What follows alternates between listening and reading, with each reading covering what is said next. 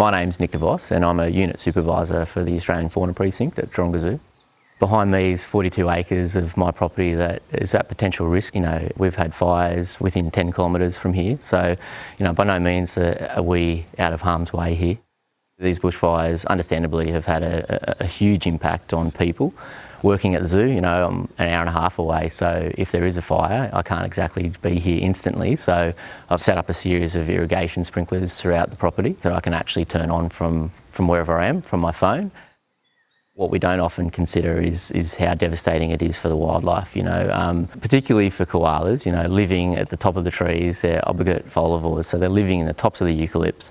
If you know anything about eucalypt, it's full of oil that's highly flammable. So they are a species that is impacted significantly due to fire.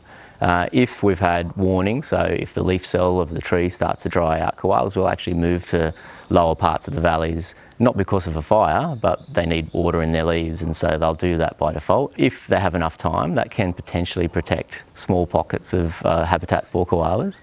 But with the level of fire that we've had, how volatile it is, the areas that have been hit so quickly that hasn't happened. It is truly a devastating situation that we're in right now. I've worked with koalas for nearly 23 years now, and I think the thing that drew me to them was that on the surface, they may seem to be quite a simple animal. They sleep 19 hours a day, they eat eucalyptus, and that's about it, it might seem. But the reality is that they're one of the most complex animals to actually look after. There's so much about koalas that certainly on the surface isn't evident. At Taronga, we've actually put together a series of holding enclosures for incoming animals. Initially, we actually set up 6 areas for potential burnt victims from our Hawkesbury population of koalas.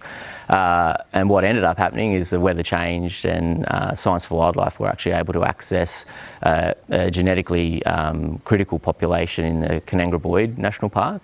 And so what we've done is we've actually taken on 12 of those animals that the volunteers from Science for Wildlife were able to acquire. Challenges in housing koalas is primarily feeding them. Everyone thinks a eucalypt, but a koala certainly doesn't. What we've learnt over the years is that eucalypts within the species as well have different chemical fluctuations depending on their elevation in which they germinate, times of year, there's levels of stress. And so obviously right now, time of drought and bushfire, a lot of eucalypts are in high level of stress.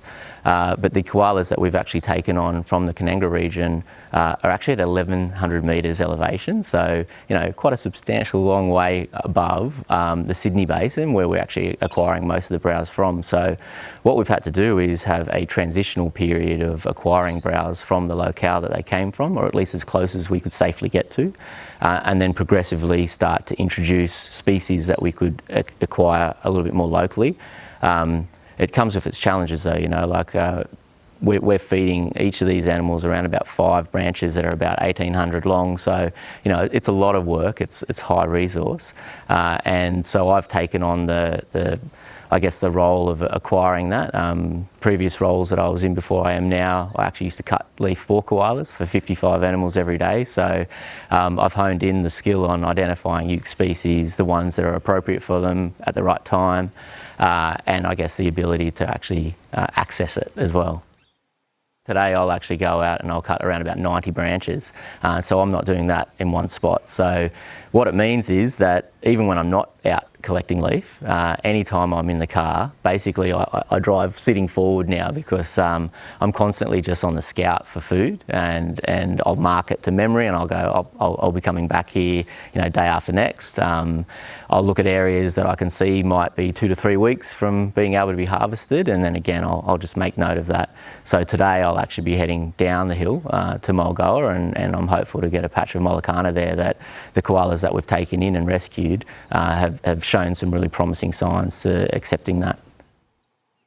It's so vital that we save the koala as a species, generally because of their role in habitat preservation. So obviously koalas are loved by all. We have empathy for them, we have genuine concern for that species. And the reason that it's so important to have them around is that if we want to protect their habitat, then by default we're protecting the habitat of everything that lives underneath them that we may not think so much about, or we may not have, they don't tug on the heartstrings. Koalas do that for everyone, even those that don't really know much about animals. So I think their role is vital purely for creating awareness of how important habitat is. Taronga is currently and has always been working with conservation partners to address some short-term goals, obviously to try and ensure the welfare and safety of wildlife. But obviously it's the long-term goals that we really need to be kicking, and we're working really hard towards that. Obviously what we want being a conservation organisation is certainly securing that shared future. And without it, we would generally be at a loss. I do have a level of positivity towards future for koalas, but there's so much work that needs to happen. Like we could do bush regen for certain species, for creating flowering plants for birds in a fairly short time frame. To regenerate and create koala habitat, it's a 25-year plan. So if we start now, we're not looking at a viable habitat for the next 10 to 15 years, and then it's not great until 25 years. So it's a lot of work, but it's not too late. There is already regreening happening, wildlife corridors that are being instated, national parks that are being listed specifically for koala conservation. So, it's not too late, but it's now that we need to act, and we need to act seriously.